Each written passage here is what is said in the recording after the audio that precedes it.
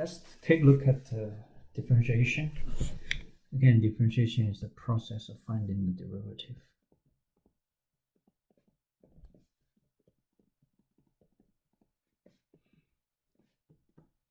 I'd like to remind you one more time. So we're going to learn how to apply the derivative in real life scenarios like velocity, acceleration, and other rate of changes. So first of all, let's take a look at the rate of changes, which is the main focus of this particular section. So far we have seen how derivative is used to determine slope. Derivative could also be used to determine the rate of change of a variable with respect to another. Applications involving rate of change occur in a wide variety of fields. A few examples are population growth rates, production rates, water flow rates, velocity, and acceleration, which is the focal point of this particular section. The common use for rate of change is to describe the motion of an object moving in a straight line. In such a problem, it's straightforward to use either a horizontal or vertical line with a designated origin to represent the line of motion. So movement to the right, upward or right is positive. It's considered to be positive direction. A movement to the left or downward considered to be negative. Okay, negative direction, and it's pretty consistent with the XY coordinate system.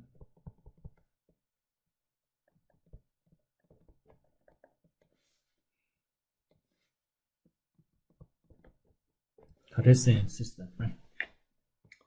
Okay, the function s that gives the position, so we call the position function of an object as a function of time is called a position function. So position function f is basically a function of the position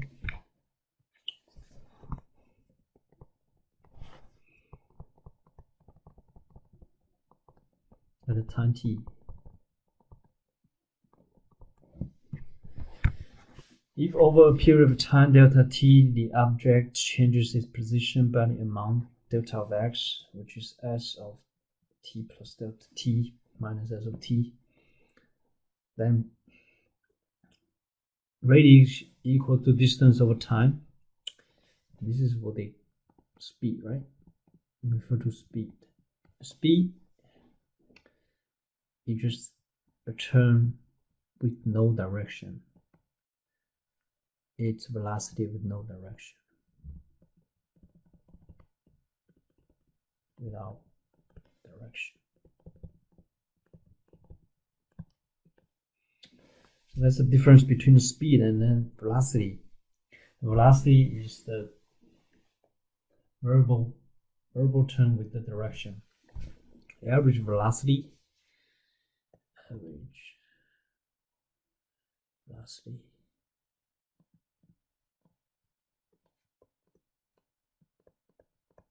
equals to changing distance over changing time, which is delta s over delta t. So that's the definition of average velocity.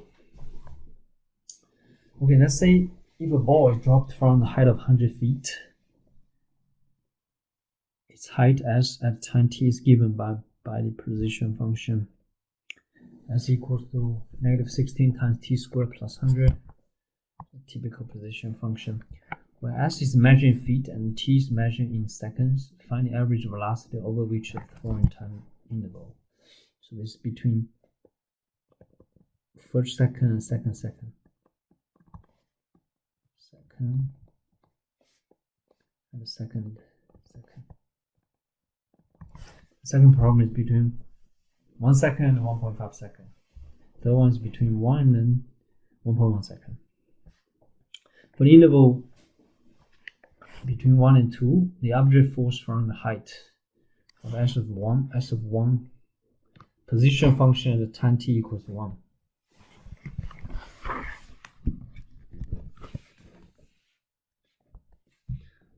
Position function, position at time t. This is position function at time t equals 2.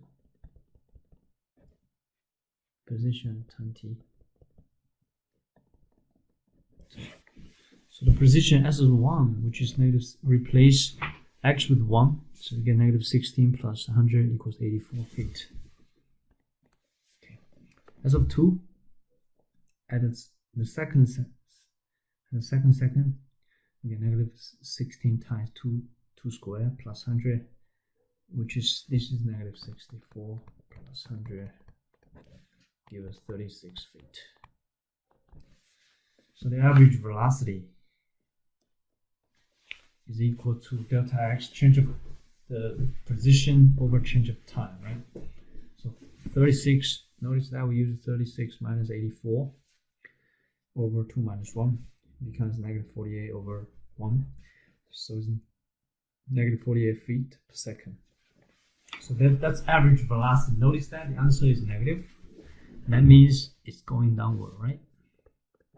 Only if it's going downward, then your velocity is negative.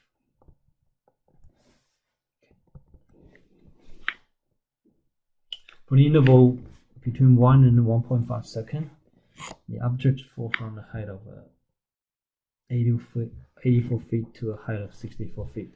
The detailed calculation looks like this. S is 1, negative 16 times 1 squared plus 100, which is equals to 84 feet, right?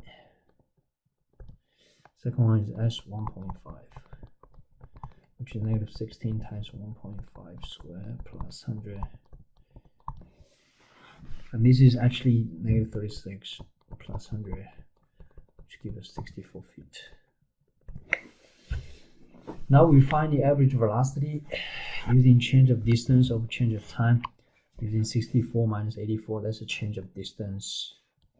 And 1.5 minus 1, that's a change in time. So it becomes negative 20 over 0.5, give us negative 40 feet per second. Again, this is negative, meaning going downward still. And from the context, we know that it's going downward. The ball is going downward. For the interval between 1 and 1.1, the object falls from the height of 84 feet to a height of 80.64 feet. So S is 1. From previous, we know that is 84, right? S of 1.1 is negative 16 times 1.1 squared plus 100. That turned out to be 80.64 feet. Then we apply the average velocity formula. 80.64 minus 84 over 1.1 minus 1. Turned out to be negative 3.36 over 0.1. It gives us negative 33.6 feet per second. Again, it's still going downward since it's negative.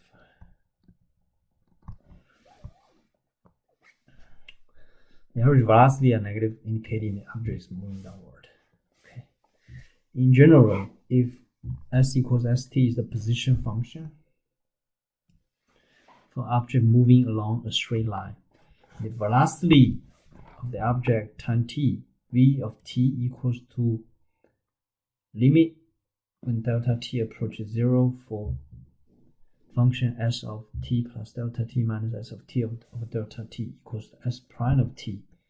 So this means that velocity function is the derivative of the position function. It's the derivative of the position function.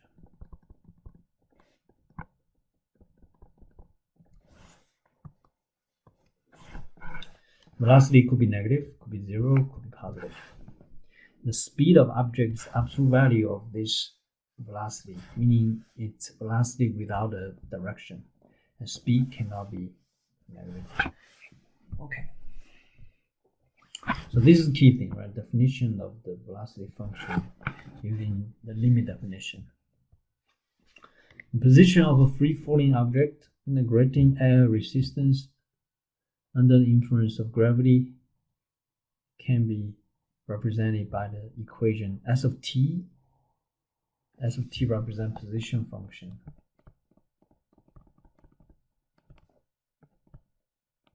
Position at any time t equals half times g times t squared plus v0 times t plus fs0. So where s of 0 is initial height or initial position, initial height of the object, v0 is initial velocity of the object, and g is the acceleration due to gravity. And on Earth, the value of g is approximately -32 feet per second. It's the same thing as -9.8 meters per second. Okay. Per second. Okay. Per second square. Okay.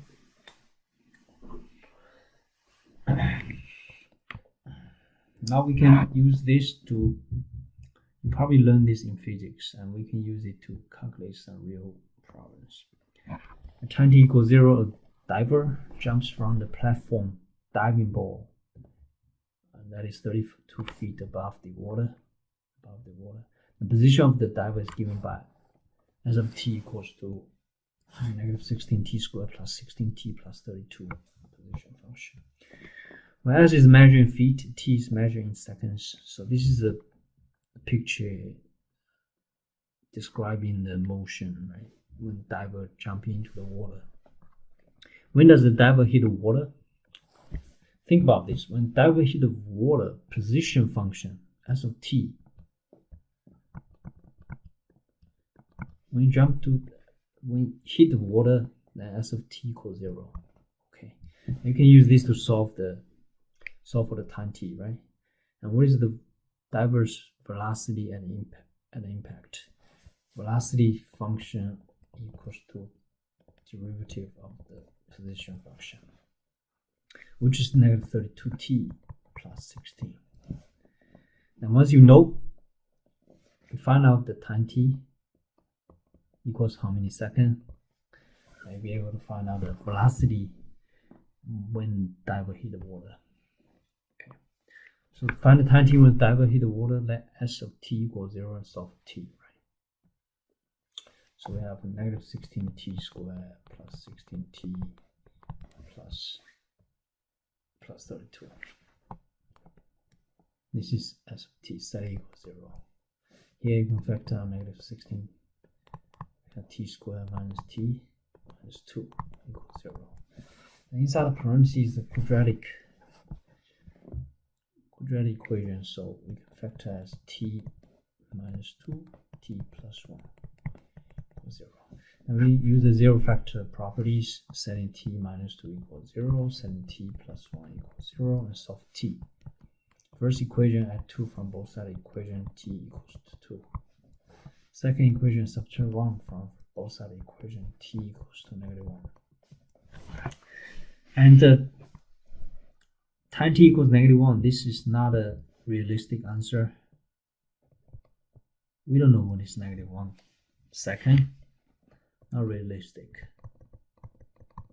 So must be excluded, right? So we get rid of this. So time t equals 2, meaning after 2 seconds, the diver will hit the water.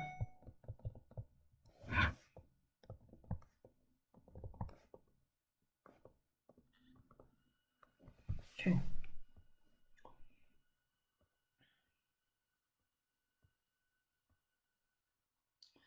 So the velocity function when the diver hit the water, v of t equals to derivative as f prime of t front of this with negative 32t plus 16. Now here we just replace time t with 2. So it's negative 32 times 2 plus 16, negative 64 plus 16, which gives us negative 48 feet per second.